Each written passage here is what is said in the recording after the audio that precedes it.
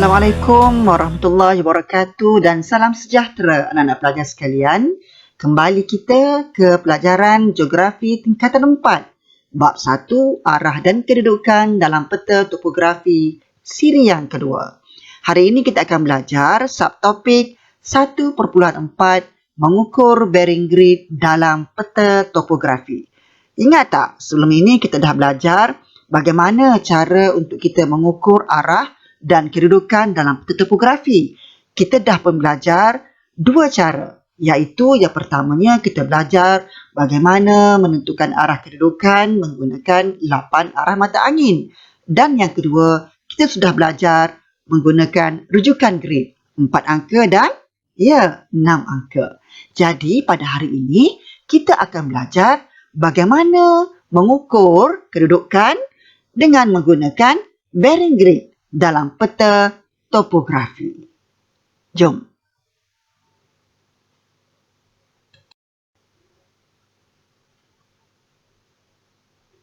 Baiklah anak-anak pelajar.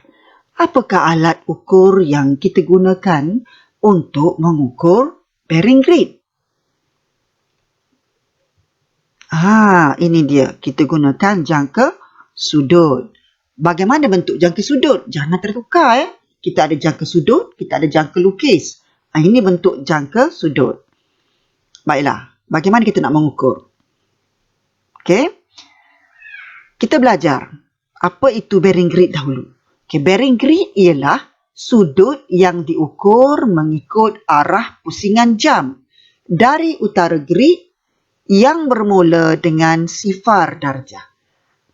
Bearing grid sesuatu tempat dari tempat yang lain dapat diukur dengan menggunakan jangka sudut. Okey, jangka sudut. Cuba anak-anak pelajar lihat gambar rajah, dua gambar rajah ini. Gambar rajah pertama di sebelah kiri menunjukkan bagaimana kita menggunakan bearing grid. Okey, arah utara mempunyai nilai 0 darjah, ke bahagian timur, sebelah timur 90 darjah, selatan 180 darjah dan barat 270 darjah. Lengkap satu pusingan bernilai 360 darjah. Okey, inilah bearing grid iaitu sudut yang kita boleh ukur dari arah utara mengikut pusingan jam. Okey. Baiklah, ini adalah contoh ukuran bearing grid dari titik B dari A. Okey. Bearing grid bagi titik B dari A.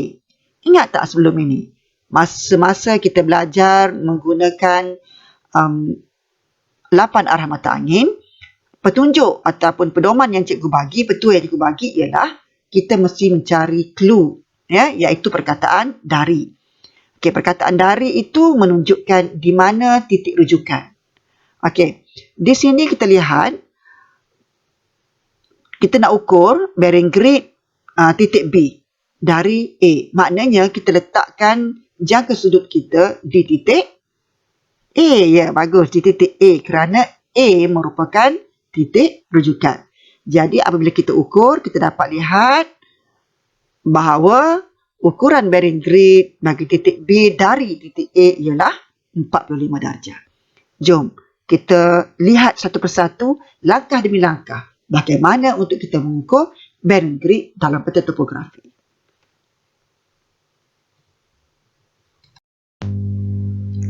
Kita mulakan dengan langkah-langkah untuk mengukur bearing grid kurang daripada nilai 180 darjah. Baiklah, soalan yang diberi ialah untuk kita mengukur bearing grid tanda aras 7.50 iaitu berada pada rujukan grid 6 angka 616915 dari stesen trigonometri Bukit Jong RG 596926. Okey, sebelum kita teruskan, cikgu nak tanya satu soalan. Mengapa setiap kali kita ingin menentukan kedudukan objek ataupun ciri geografi di atas peta topografi akan diberikan rujukan grid 6 angka? Contohnya di sini tanda aras 7.50 diberikan RG 616915, ditulis nilaian RG 6 angka. Ini adalah bertujuan untuk memudahkan kita, memudahkan kita mencari kedudukan objek ataupun ciri geografi di atas peta topografi. Ya, jadi kita akan dapat mencari kedudukannya dengan lebih cepat, mudah dan tepat. Itu yang paling penting, tepat ya. Okey. Jadi jelasnya anak-anak mengapa RG 6 angka ini dinyatakan pada setiap objek ataupun ciri geografi dalam peta topografi. Okey, kita teruskan dengan langkah-langkah untuk mengukur bearing grid kurang daripada nilai 180 darjah. Okay, langkah yang pertama ialah kita tentukan dahulu rujukan grid 6 angka bagi tanda aras 7.50 dan juga rujukan grid 6 angka bagi stesen trigonometri Bukit Jong. Okey, ini adalah rujukan grid 6 angka bagi stesen trigonometri dan ini pula ialah rujukan grid 6 angka bagi tanda aras 7.50. Okey. Kemudian langkah yang kedua ialah kita lukis garisan lurus bermula tanda aras 7.50 ke stesen trigonometri Bukit Jong. Okey.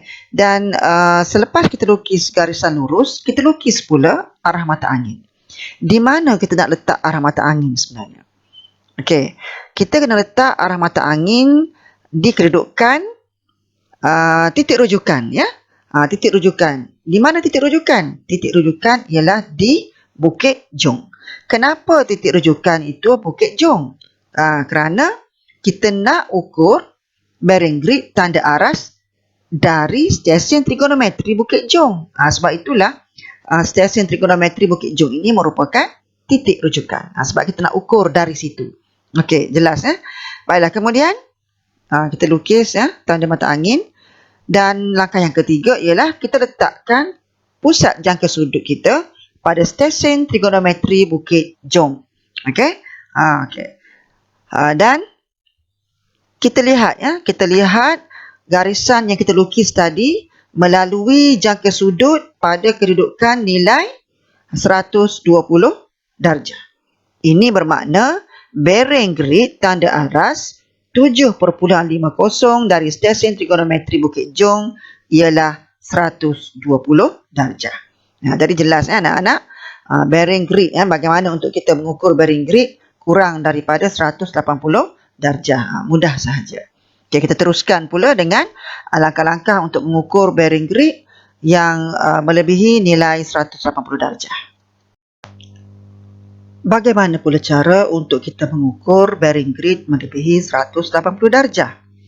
Mari kita pergi langkah demi langkah untuk mengukur bearing grid melebihi nilai 180 darjah ini. Kita diminta untuk mengukur titik ketinggian 285 di RG 584938 dari stesen trigonometri Bukit Jong di RG 596926. Jadi langkah yang pertama ialah kita perlu tentukan dahulu kedua-dua lokasi, iaitu lokasi yang pertama, lokasi titik ketinggian 285 dan juga lokasi stesen trigonometri Bukit Jong di titik ketinggian di RG 6 angka 596926 Okey, kemudian kita lukis dulu. Kita lukis dulu garisan lurus yang menyambungkan kedua-dua titik ini. Kemudian kita pergi langkah yang kedua, lukis arah mata angin di stesen trigonometri Bukit Jong. Kenapa di sini? Kerana stesen trigonometri Bukit Jong ini merupakan titik rujukan ingat titik rujukan kerana kita ukur dari stesen trigonometri. Maknanya ia merupakan titik rujukan. Baiklah, kemudian ambil jangka sudut untuk langkah yang ketiga, ambil jangka sudut dan kita ukur sudut di kedua-dua belah arah mata angin. Yang pertamanya kita ukur dulu sudut dari utara ke selatan separuh bulatan, maknanya nilainya adalah 180 darjah. Okey, ini dia 180 darjah. Dan kalau kita tak ukur pun sebenarnya kita dah sepatutnya tahu nilainya 180 darjah sebab separuh bulatan. Okey, yang paling pentingnya ialah kita nak ukur di sebelah kiri arah mata angin, iaitu dari arah selatan. Pastikan dari arah selatan nilai kosong berada di luar bacaan jangka sudut. Okey, dan kita ukur dari titik kosong darjah di bahagian selatan tu hingga ke titik ketinggian pada garisan lurus warna merah yang kita lukis tadi ya. Iaitu hingga ke sini. Okey. Maka nilai sudut yang kita dapat ialah 131 darjah. Okey, bagaimana kita nak menentukan nilai sebenar sudut ya yang melebihi 180 darjah ni? Okey, caranya ialah dengan menjumlahkan kedua-dua nilai yang sudut yang kita dapat tadi, iaitu 180 darjah tambah 131 ya. 180 darjah yang ni dan 131 darjah ini dia. Maka jumlahnya ialah 311 darjah. Ini bermakna bearing grid titik ketinggian 285 dari stesen trigonometri Bukit Jong ialah 311 darjah. Okey, jelas anak-anak sekalian, bagaimana untuk kita mengukur bearing grid melebihi 180 darjah. Semoga anak-anak semua dapat memahami ya kaedah yang telah kita pelajari tadi. Mari kita imbas kembali apa yang telah kita pelajari dalam bab 1, arah dan kedudukan dalam peta topografi ya. Kita telah pun belajar bagaimana cara untuk kita menentukan arah dan kedudukan dalam peta topografi dengan menggunakan 3 cara ya. Iaitu cara yang pertamanya ialah kita menggunakan 8 arah mata angin. Yang keduanya kita menggunakan rujukan grid 4 angka dan 6 angka.